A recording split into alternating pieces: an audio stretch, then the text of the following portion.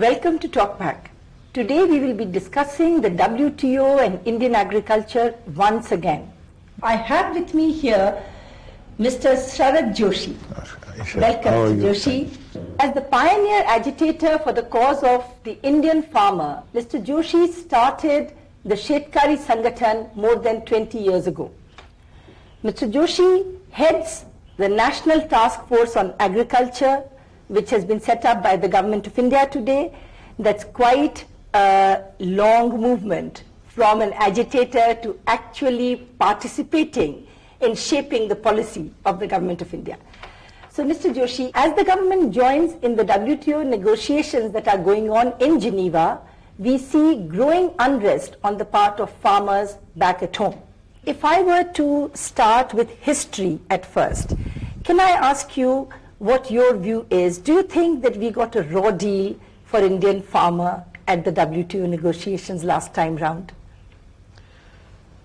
If one could get into the mindset of the people who are actually negotiating in the Uruguay round, it's difficult to imagine what their agenda was. Most of them started with the idea that we possibly would have no negotiations at all.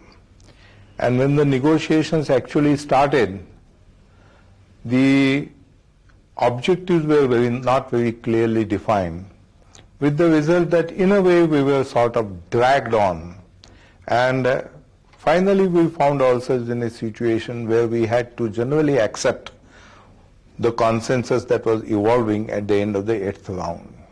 But beyond that, it's very difficult to say what was the mindset, what did they succeed in achieving. We were not as well prepared that time as we would have liked to be. But then we are not particularly well prepared this time either.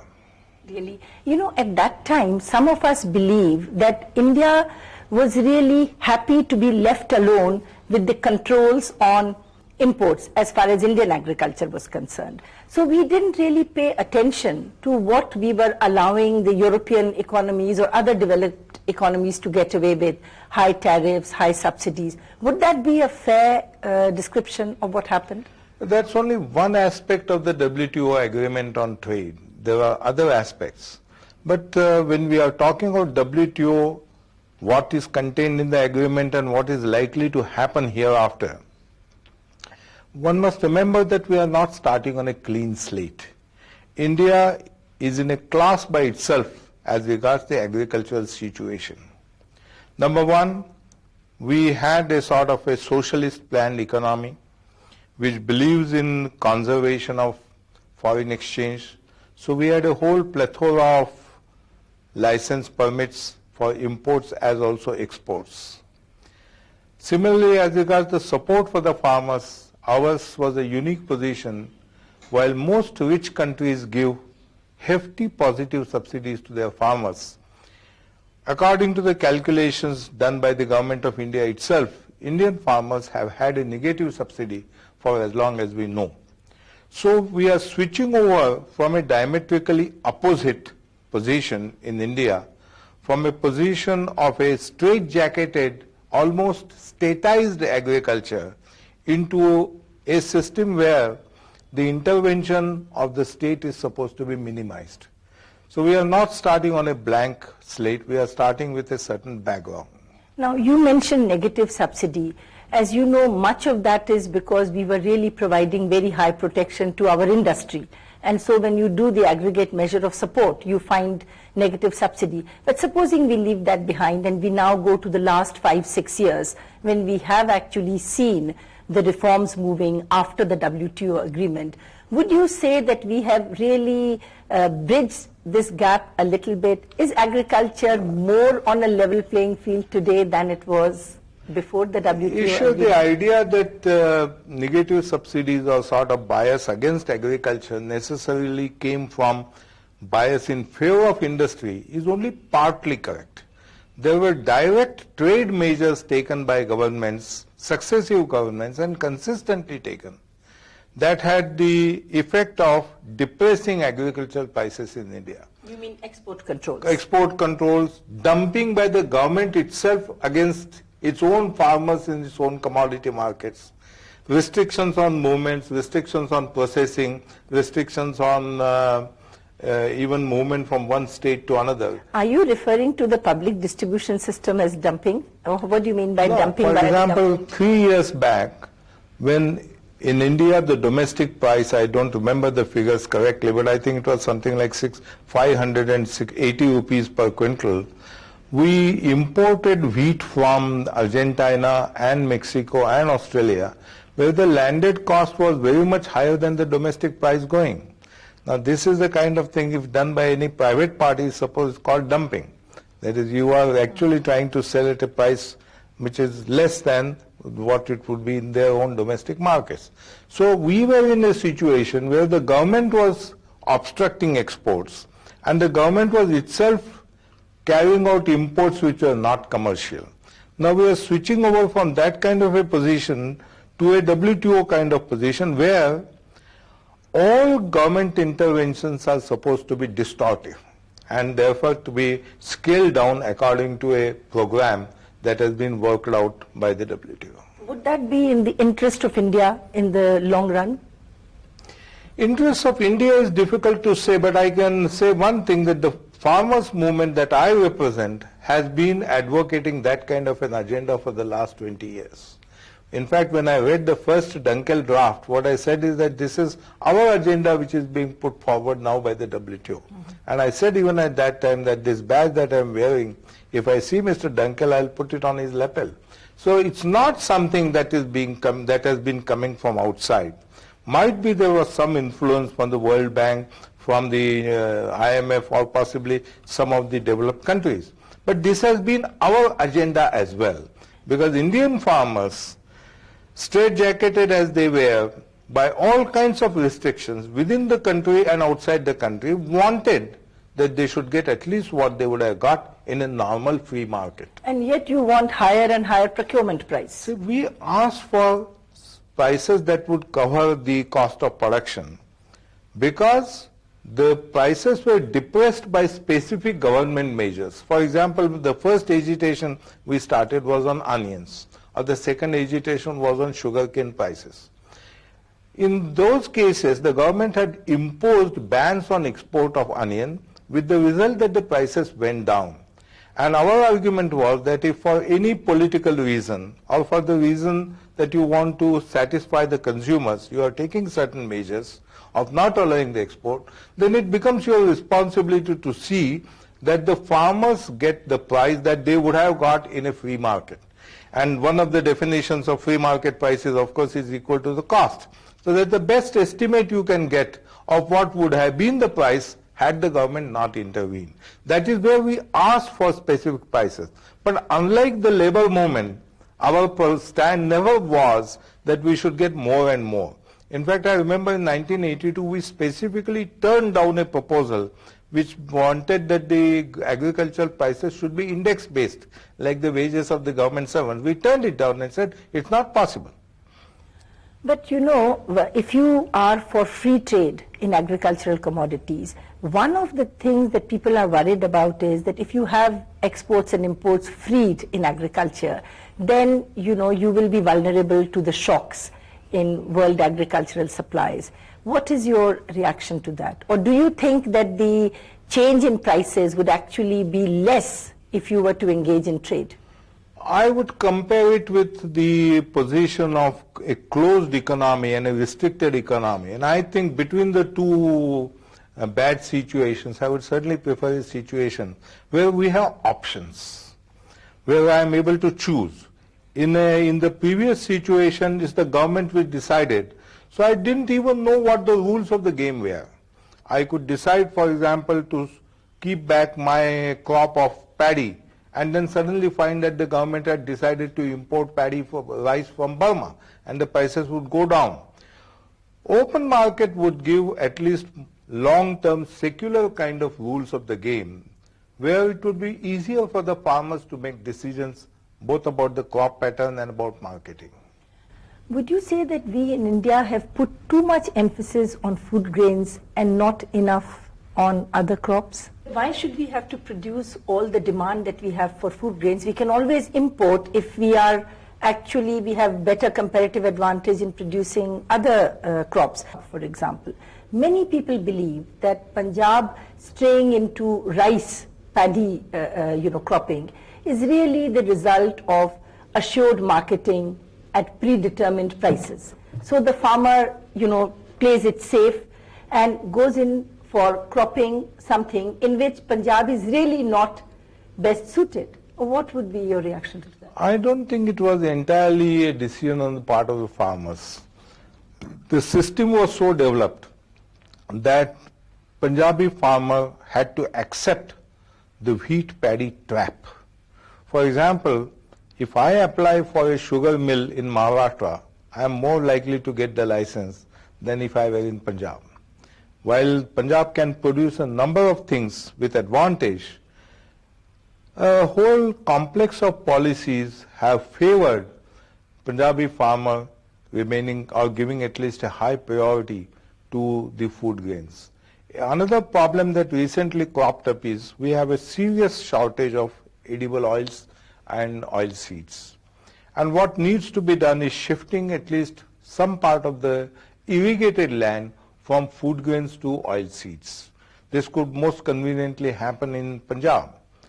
And if we, without going into the question of justification for the minimum support price of wheat, if we had given some increase to the oil seeds, then we would have possibly helped solve that problem. But the government would prefer that the edible oil development and the oil seed development takes place somewhere else rather than in Punjab.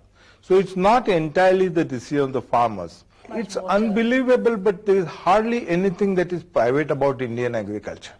It's actually a departmentalized agriculture where all significant decisions, starting from the land to the use of inputs to the disposal of outputs, is finally made by the government.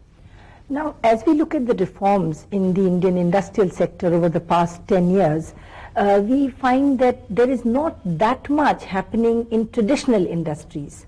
Industries like sugar, cotton textiles, which have backward linkages to agriculture. But how much have we reformed there, and how much has Indian agriculture benefited with those reforms? Well, till at least 5 years back, I said that the reforms have not touched agriculture at all, and Dr. Manmohan Singh also agreed with me at that time. We have all the restrictions on movement and storage practically continuing as they were with minor changes. The systems of levy and procurement have only been slightly modified.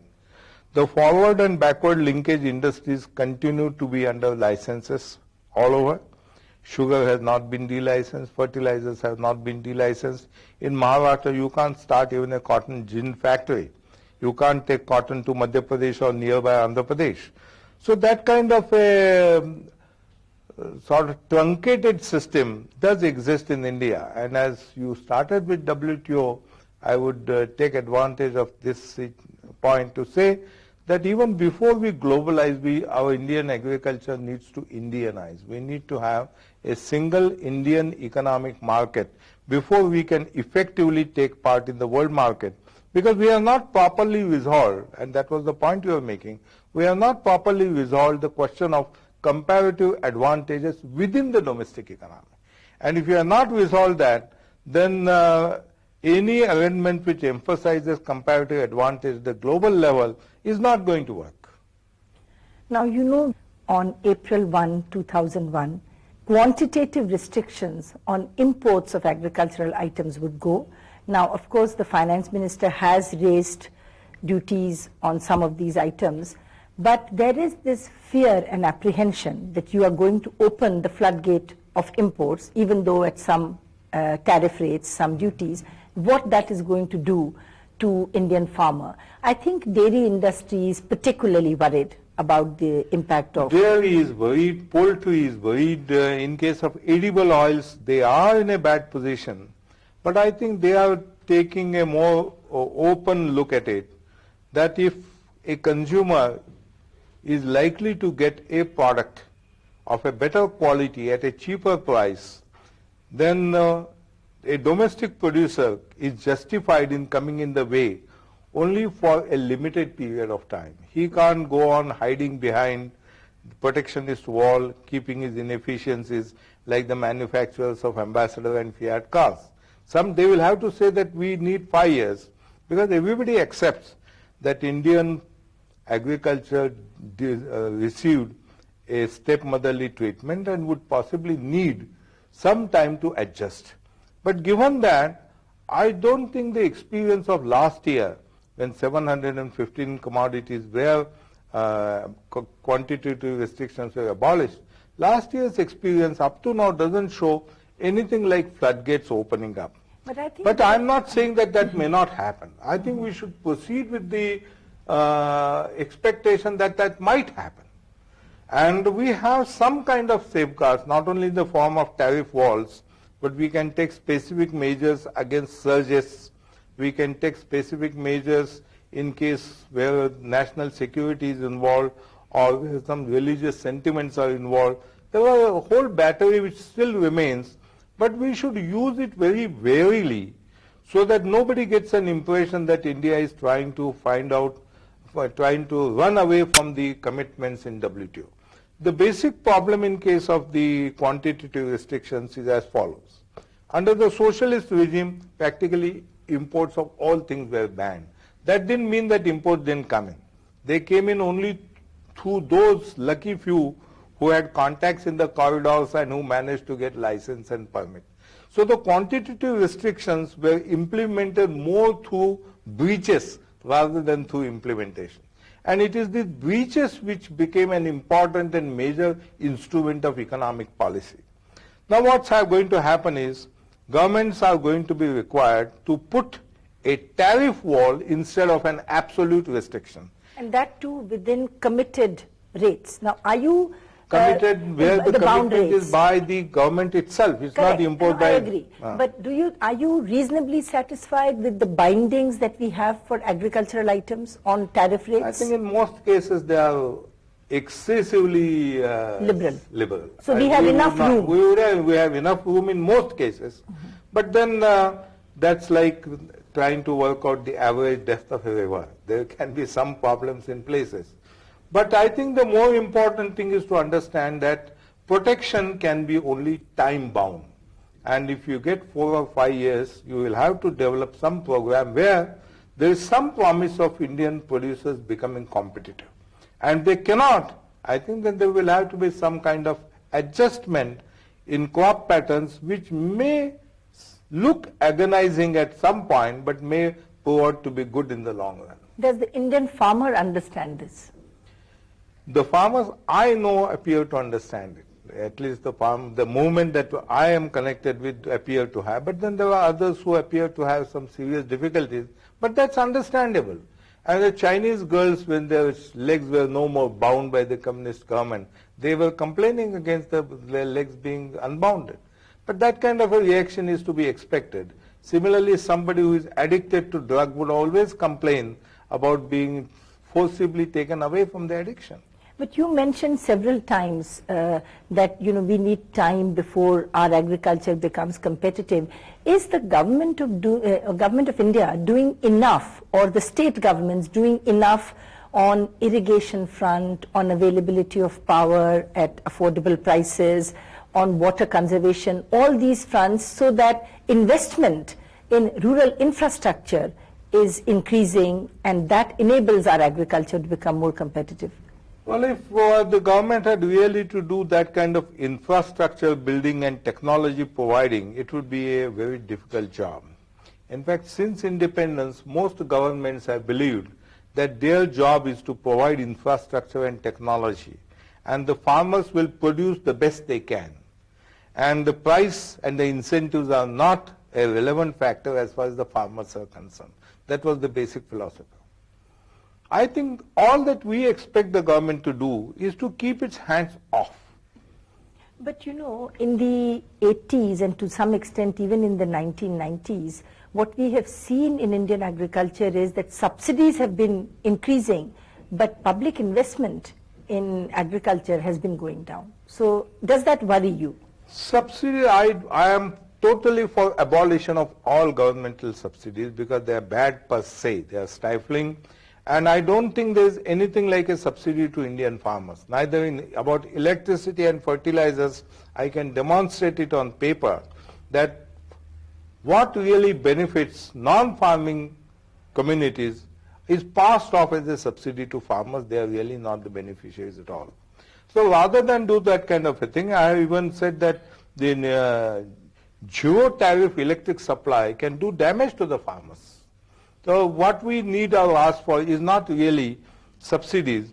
We would like, for example, total destatization of Indian agriculture.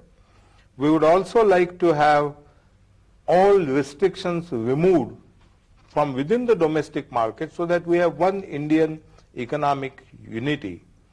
We would like the government to provide some infrastructure, for example, preparing an information network where farmers can get information on commodity prices in various important markets in the world, or get reliable information on weather or extension advice would be very good, and the government could play an important role. The government could also play an important role by promoting the development of a marketing system alternative to the system of agricultural produce marketing committees. These are the committees which did good work for some time. Now they have got highly politicized. They hardly provide any basic marketing facilities. Generally, they don't provide even for testing and grading, proper storage or processing. And in India, we have a system where farmers go to APMCs and non-farmers go to their own parallel marketing system. The world over, supermarkets is the combining point for the consumers, and all the producers ultimately merged into that network, with the result that the length of the chain of intermediaries practically doesn't exist there. Do you think the private trade can actually play an important role in wholesale distribution of agricultural commodities in India? Right now, there's sort of a virtual monopoly by the government. It's a monopoly. It's a state system. They could, and I think the government could be the beneficiary. For example, if instead of the Food Corporation of India doing the kind of hackneyed procurement that they do, without providing anything like the post-harvest infrastructure, that is the reason why we have this excessive stock of food grains. If we had private sector coming in, which could offer the farmers an advance, let's say, of 70% of the market price on anything that is put in the warehouse, or if the warehouse receipts could be made a negotiable instrument, I think the entire framework of the Food Corporation of India, etc., could be scrapped overnight. But I think there is a fairly strong lobby behind the public distribution system and Food Corporation of India. Nobody is going to, they will make all kinds of humanist arguments, leftist arguments, but nobody will take that a whole branch of Government of India should be thus scrapped. How important an obstacle do you think is the Essential Commodities Act in all this? It's one of the most important single obstruction. And if we remove that, we will have opened the way for liberalization of the domestic market. But what exactly, how exactly does it come in the way? Anytime the government, for true or untrue reasons, thinks that there is a problem about public distribution, can intervene and issue orders that can block the transport of commodities from one district to another, one state to another. Some of my friends and even me, we have got arrested and sentenced to 28 days of jail simply because we tried to carry 20 kilos of wheat from Punjab to Haryana. Under the Essential Commodities Act, some of my friends were arrested because they could not deliver the minimum quantum of jawar that was fixed by the government, because that year the crop was bad. And the government expected that they should purchase the necessary quantity from the market at a higher price and give it in levy to the government. That is the kind of system which in the hands of the bureaucrats, Essential Commodities Act can mean. It's a pretty bad thing. So one of these largest single obstacles would be essential commodities. And I don't know why finance minister after finance minister announces in the budget speech that this will be done, but in fact nothing happens. Has this been announced before? 5 times, at least 5 times. And I think I have counted only from Manmohan. 5 times 5 since times 1991.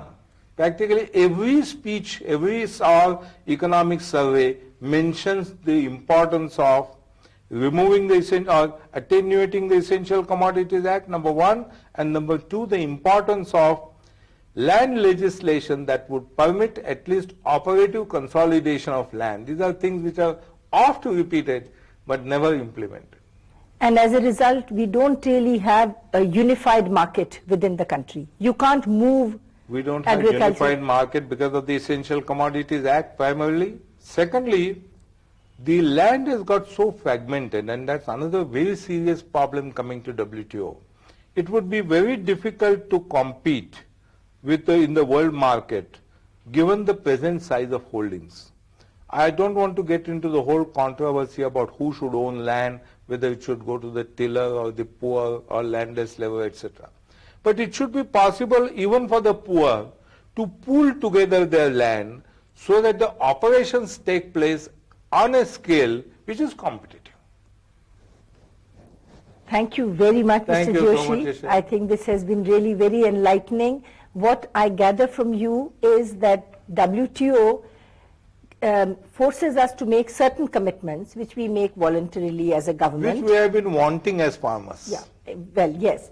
But certainly we need to do much more with our own policies if we want to give a better life to our farmers. Right. I think if there are a few minutes, I would say that WTO is at the most 5 years old, and the poverty and the misery of the farmers is certainly much longer than that.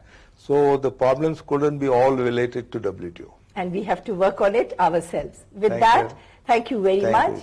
you. We will be back same time, same day next week. Until then, goodbye.